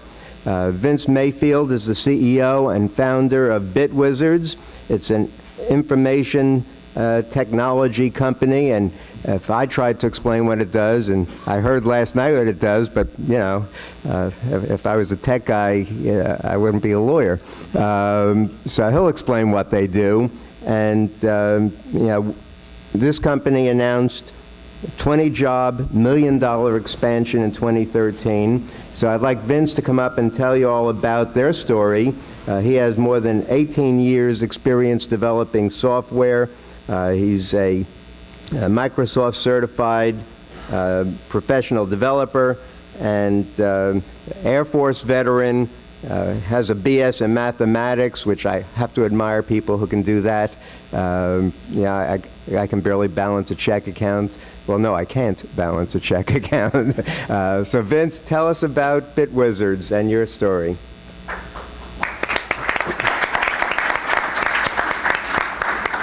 Well, first, I want to thank you for the opportunity to come up and share our success and tell our story. I want to thank both the governor and the board for hosting us here. And I want to thank Sharina Dan for coordinating everything for us. She made it very easy for us to come up here and speak with you today. And then also, I want to thank the governor and the legislature for making Florida a state where businesses can flourish. BitWizards, we are in that part of the state where the other time zone exists, that the national media seems to forget during the elections. And so we are in Fort Walton Beach, Florida, and We are a technology professional services firm.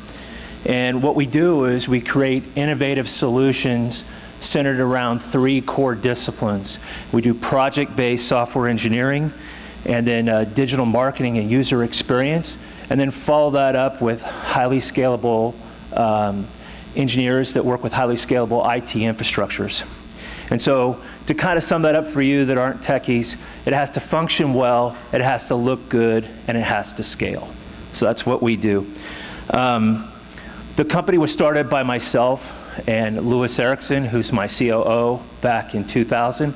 We actually came here in the early 70s. Both of our fathers were transferred to Eglin Air Force Base. We grew up here in Florida on the Gulf Coast, graduated high school here, and then went off to be in the military and to go to college.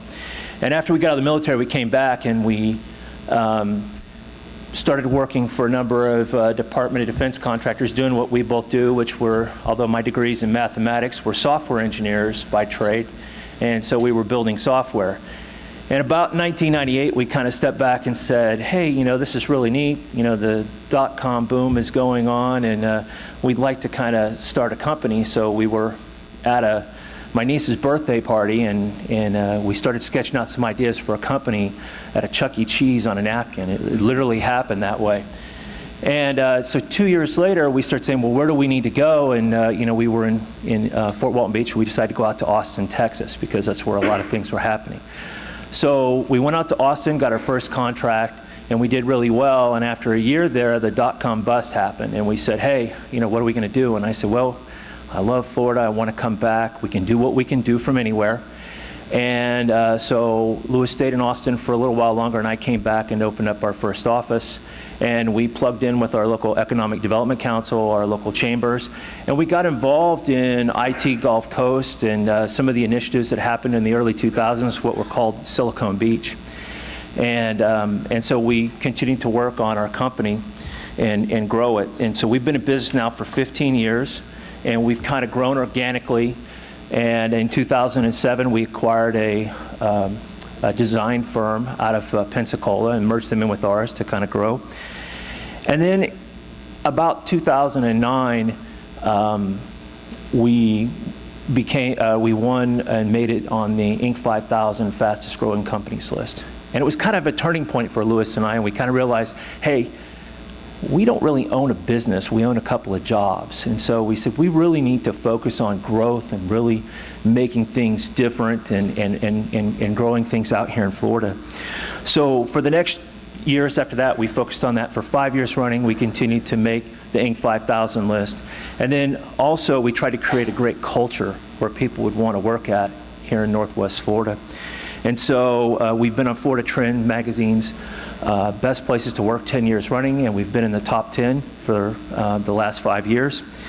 And so the company was doing really well, and in 2013, we were faced with living in a building where I had engineers stacked up like sardines, and our lease was coming to an end.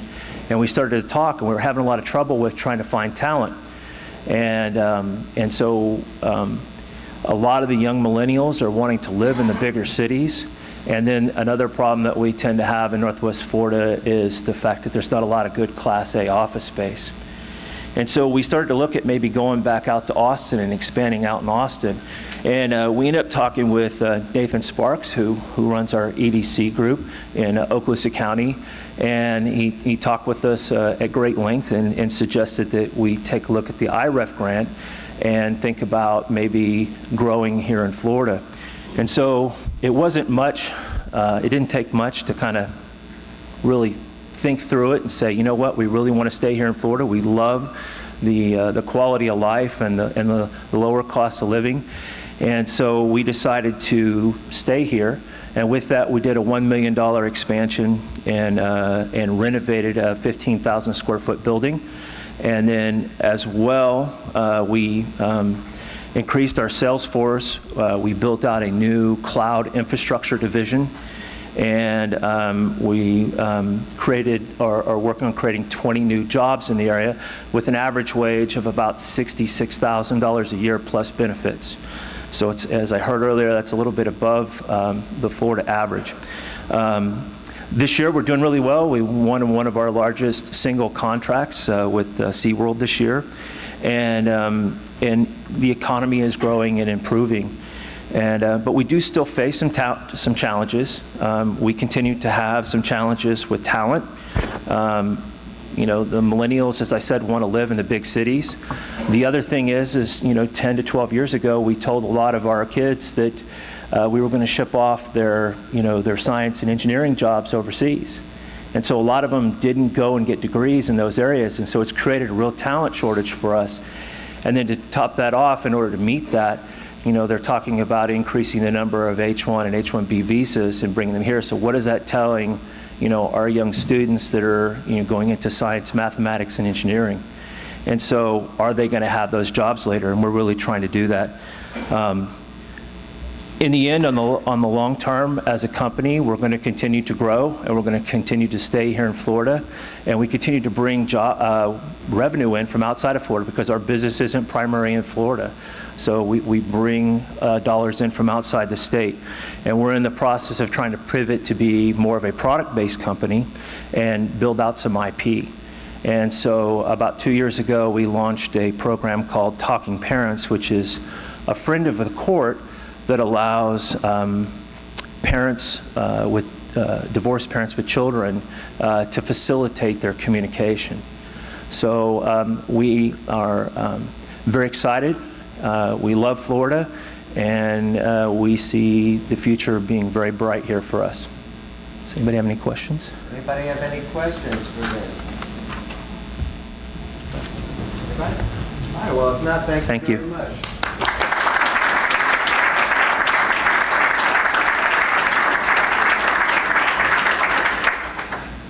Yeah, probably one of the best kept secrets is, you know, some of these great small businesses in the state, and also some of the terrific programs we have at Enterprise Florida, and you know, with venture capital through the Florida Opportunity Fund, with our loan guarantee programs to help small businesses.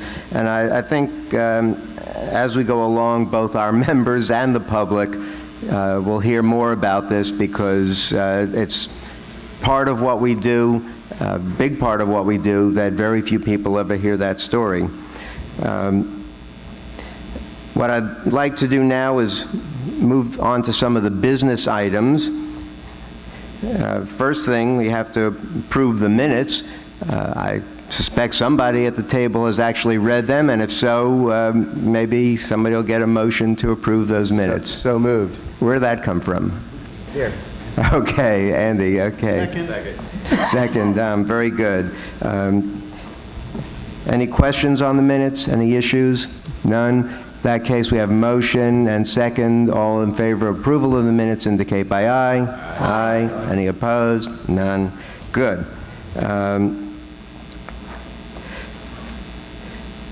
Next, consent agenda. And now I'm back on script. As a reminder, board members are not allowed to vote on any issues for which they have a conflict of interest.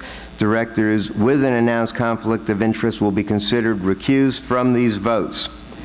So you have before you the consent agenda. The committee recommends their approval by the full board. We'll vote on the consent agenda items collectively. However, if before the vote is taken, board members should inform me of any item they wish to have removed from the consent agenda. Are there any? Don't be bashful. Okay. And if so, we'll pull those and vote on them separately. Before we take a vote, any public comment? Al, do we have anybody in this room that comment and wants to comment? Nope. Anybody on the phone? Nope. Okay.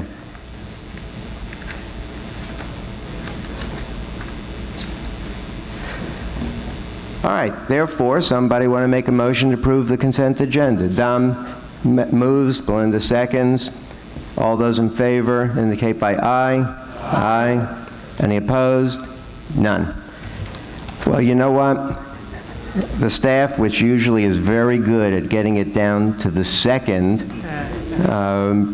I think I accelerated it a little bit, and it left us with time. And I promise you that the next couple of meetings, when I have more input on the agenda, we will not have extra time. But I would welcome if anybody has anything that they would like to discuss before we adjourn. I'm open to comments from all members about anything at all. Somebody usually has to go first, and then everybody talks. Who wants to go first? Come on, guys. Go ahead, Julius. All right, thanks a lot, Vice Chair. What I want to bring up, and we talk about how we bring a lot of businesses here in Florida, which is great. Another thing that when I was talking to my colleagues with Brett and I think Marion, is there are some things that are unknown, like city growth and what cities are doing right now. There are some things that, that listening to Mr. Wayfield about the millennials, like the new talent, they like to come to cities where there's something to do, large cities. And actually, Miami has a new area I never heard of. It's called Design something, I'm not sure. But those are a lot of hidden secrets that aren't really, exposed. And I think those are just as important to marketing Florida as well as, bringing corporations and other companies down here. Because I know Tampa is also expanding with the airport, $1 billion, and Jeff Vinnick is getting ready to do another $1 billion in downtown Tampa Channel side. So those are the things that I think we need to bring to the attention to the public as well. And I think one of the a way of doing that is when we actually come and have our meetings is to have a local representative to actually speak about what's going on in their city. And I think a good representative would be either a mayor or a local representative to say, this is what's going on. So if we're in Tampa, that should happen there. If we're in Orlando or down south, so that everybody would know what's going on in the city and what the city has to offer, and the statewide as well. I think that's a very good suggestion, and we're going to be in all those places this year, or at least several of them, and we'll implement that. Yes, a lot of great things are going on in our communities, and we should be telling that story as part of the overall story, so we need the legislature to give us more money to tell more of the story. And I know the team is working on that. You heard from Vince about some of our difficulties with matching the workforce with the job openings. And that's pretty important stuff, and I would like to be addressing some of those issues on future meetings. We have Belinda. I asked for there to be a new position on the executive committee dealing with education, talent, workforce, and I asked Belinda to be in that position. I don't know if you have any thoughts you'd like to share about workforce, because you have a lot of experience in that, and Wynn Phillips is there from University of Florida. Any thoughts on that? Well, thank you very much, Mr. Vice Chair. The first thing that I'd simply like to say is that we have incredible talent in the state of Florida, and to continue that trend and to continue to recruit the companies that our governor and our team and certainly under Grace, what we have been able to do really requires the talent. So I'm looking forward to serving with each and every one of you. And please, one of the things you learn early on is that when a company looks at Florida, they have to believe that the talent is there, but they also have to believe that the talent pipeline will continue. The other thing that I just want to mention is that I think it's critically important that we continue the communication with our new Secretary of Commerce, and of course with our Vice Chair as we see opportunities, because I had the opportunity to visit with an aerospace company, and I believe it was out in Ohio, and they were talking about expansion. And so being on the board, I thought, well, I'm going to just tell Gray, and I'm going to call the governor. Do you know they called them the very same day? So I just want to encourage us on a day-to-day level as we travel, whether inside the state or outside the state, that we have something here that truly works. And when we see these opportunities, let's continue to bring them forward. Thank you. Wynn, any thoughts? Wynn's busy with Andy. Any thoughts from the University of Florida perspective on workforce and developing the talents we need for the jobs we want?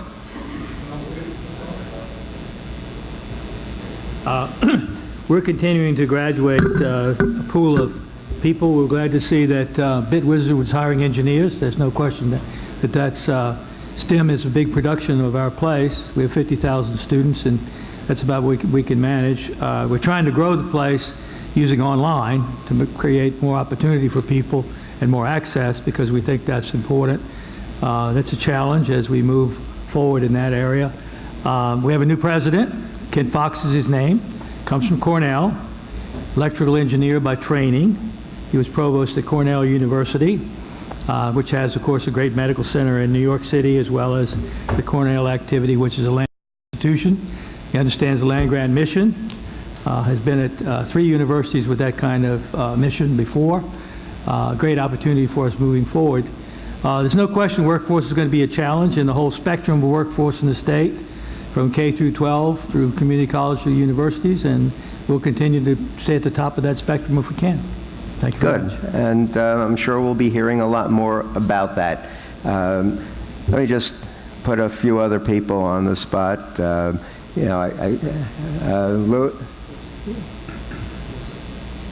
Yes, Louis.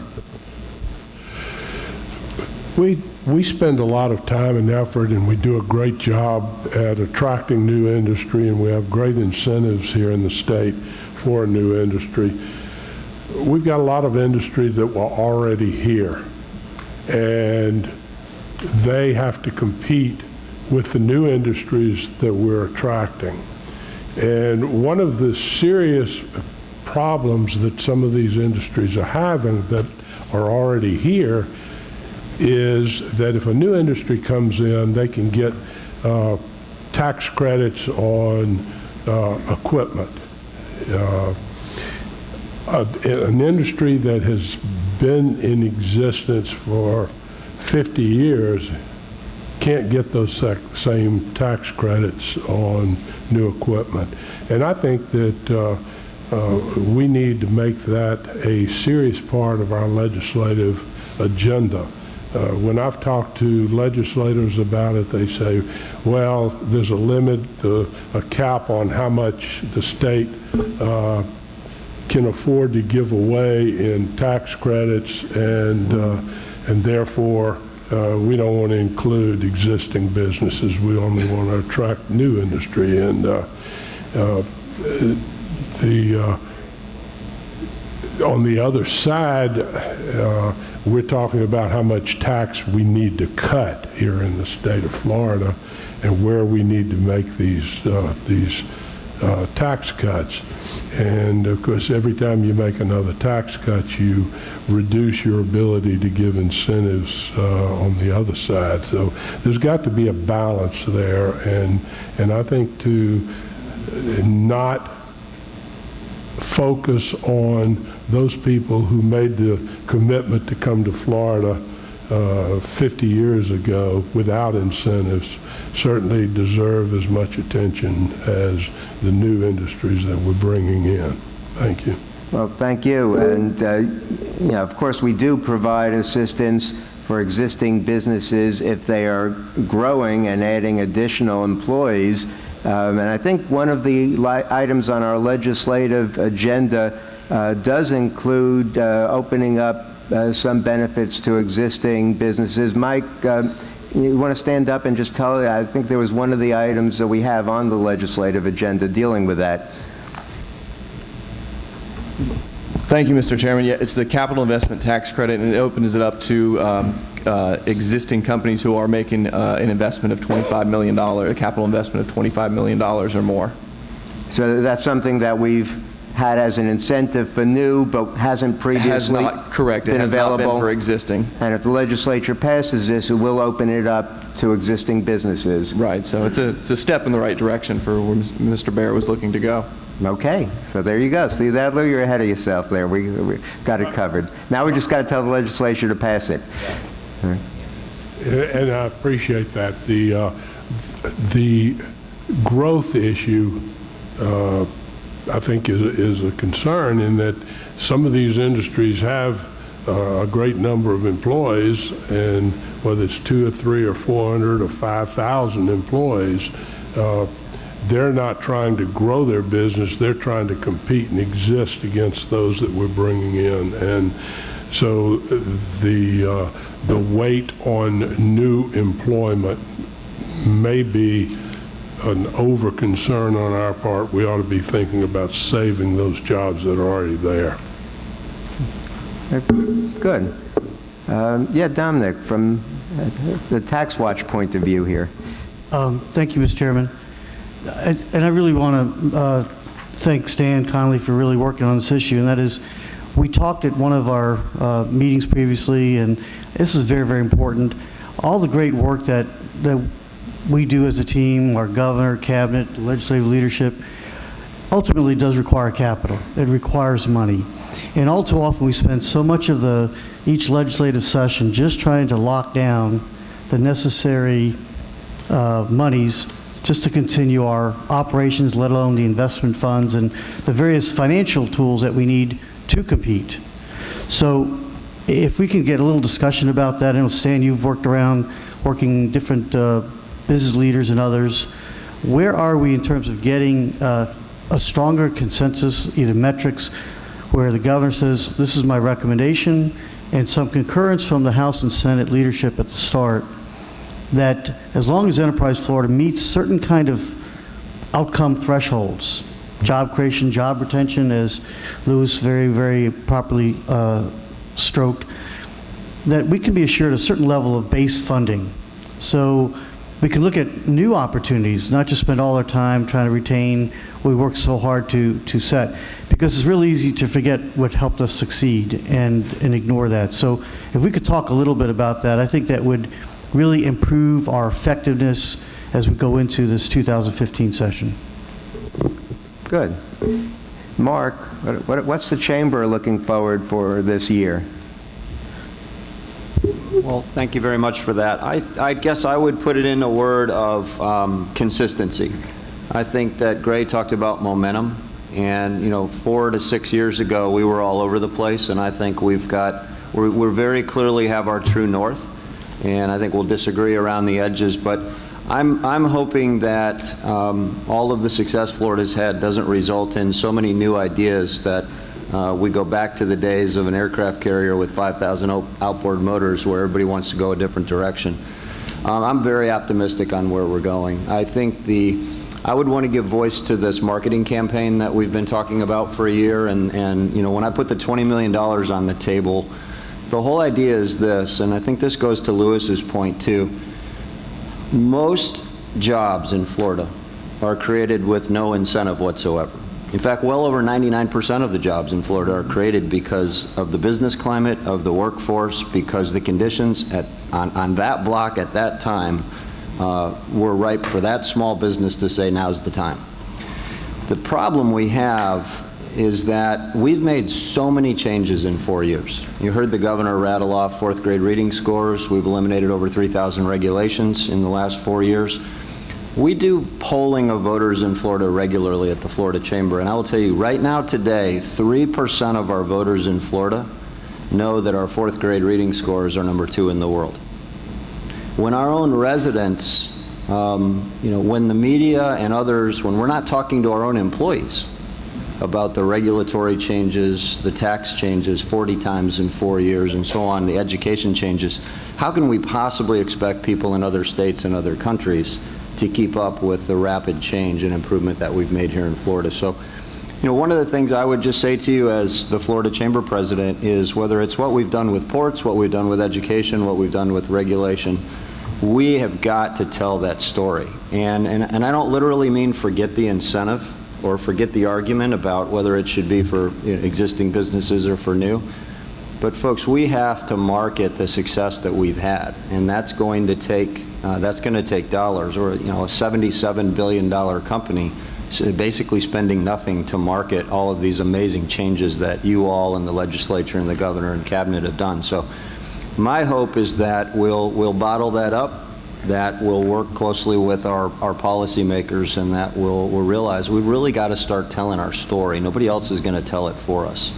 And I think we've worked too hard to make this a more competitive state, to not take inventory and now go tell the story to people, to Lewis's point, to people who just, they want to add more jobs in Florida, but maybe they've heard our education system is in the bottom 10 because the media and everyone else isn't actually telling them, no, we're in the top 10. And we really got to tell that story. So thank you for a few moments. Well, thank you, Mark. And yeah, we're the best sales force, so we better be out doing it. Anybody else on the board with respect to anything at all? Yes, Wayne. Just a quick comment. Thank you to Enterprise Florida for supporting the legislation on quick response training. We obviously read the recommendations from the report on the competitiveness report, and it talked about really taking this program, which was already nationally recognized, and improving it. And so we have proposed and would appreciate, as you're making your visits to the legislature, that you talk about the funding for additional support for that, and a lot of flexibility around quick response training too. Last year we served over 100,000 different businesses. We helped place almost 490,000 people in jobs, and one of the key aspects of this was what we call QRT. We're actually looking to rename it too, so if anybody has a new name, we have a naming contest going on between now and our board meeting, which is in 3 weeks. And we've had all sorts of interesting names, but we really appreciate the support on that, and appreciate you when you're talking to your legislatures to help with that, because that helps not only with our new projects, but with existing businesses as well. Thanks. Thank you. I heard a very informative talk last week that Chris Hart gave on what CareerSource is doing, and something interesting he mentioned and got me thinking. He talked about how the 24 regional workforce boards had finally agreed to come together and use the CareerSource name and logo, and that it creates for a more unified image of what you're doing around the state. And I was thinking, what would happen if you had Beacon Council, Greater Fort Lauderdale Alliance, Palm Beach Economic Development Board, Jax USA, Tampa Bay Florida Ship, everyone has a different name. What if they were Enterprise Broward, Enterprise Jacksonville, so that we actually presented a uniform brand of economic development? Just float it. I'll see if anything percolates. But that may be the least controversial thing I come up with. Alan, may I piggyback? Harvey and then Rhea. Yeah, go ahead, Harv. Go ahead. Thank you, Mr. Vice Chair. Just a comment from the Florida Council of 100. We continue our work in education, which we have embarked on for many, many decades now. We also are working on energy and water. All of these relate to the quality of life and economic prosperity for our state. But we stand with you on the need to make sure that we can market those things to those that are outside. So your legislative agenda is one that we embrace, and we look forward to working with you on it. Well, thank you very much. We appreciate that. And Harvey? Yes, just a couple of comments, and this is probably directed more to marketing than anything else, and I'm going to do a little takeoff on what Mark and Alan, what you were talking about. First and foremost, all of us in this room generally deal with a lot of people, and particularly a lot of numbers. And I've heard many, many speeches about employment, about jobs, about opportunities and et cetera. And I was listening today to your priorities that you two discussed about the 5 most important things that needed to be done with jobs, and then the other one, that was Gray's idea. Let me make a suggestion. All of us publish bifolds, all of us publish 4-color devices and so forth that speaks to trends of the past. 2012, 13, 14, 15. We list the top goals. We talk about short-term goals, and we list long-term goals, where we want to be.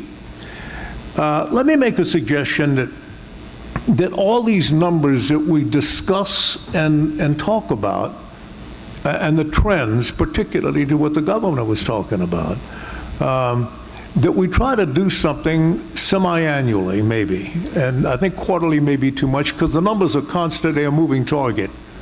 But so is any business. So what I would suggest is the fact that what we do for what you're talking about, and even what you alluded to, Alan, I think that let's list the things that have to do with jobs, with income. Where was the job market 4 years ago? And put this on a trend, just like you would, looking at revenue and profit on a financial statement over a 3 or 4 year period. Put it on a bar chart. Put it on a graph.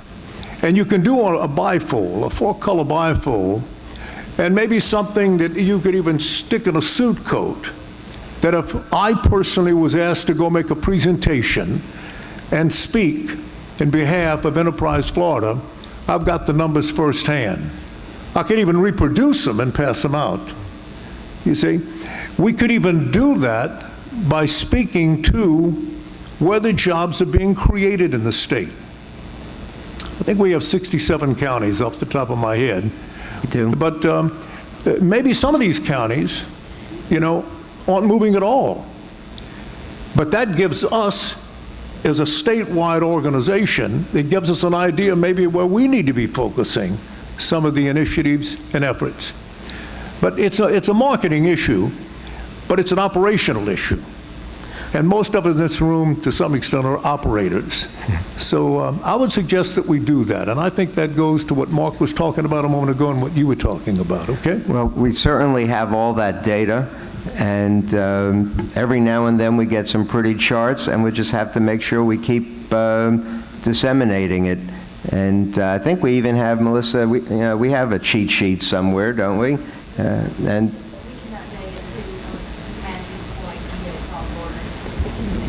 let's do that. Great. Thank you, Harvey. I was just telling someone the other day, having a great idea, even having a great performance, have incredible talents and skills, but never telling anybody else about it is sort of like winking at a girl in the dark.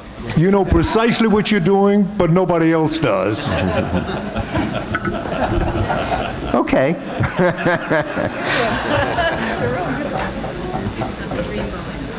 Who wants to follow that? Anybody else? I don't know. Is Manny here? I don't know if we have. No? Because we've got some great international stuff coming up as well. We have the mission to Peru that our new Secretary of Commerce will be leading in March. Anybody interested in that, get a hold of Manny. And last chance for anybody today. All right, if nobody has anything else, I think we're going to have some really good meetings coming up. Great activity. If you have ideas, please shoot them to me or to Bill Johnson. Before we wrap up, I want to again thank our sponsors, our corporate sponsors, the investors, Dave Walsh and Mitsubishi for last night's dinner, and all of the investors at the table today. Obviously, we can't do the job without those private sector board members. So, may I have a motion to adjourn? Stan moves, everybody seconds, And thank you. The next meeting is the 28th of May in Tampa. If you're hanging around, we have lunch here for our board members at noon. If you're heading out, travel safely. We'll see you in May.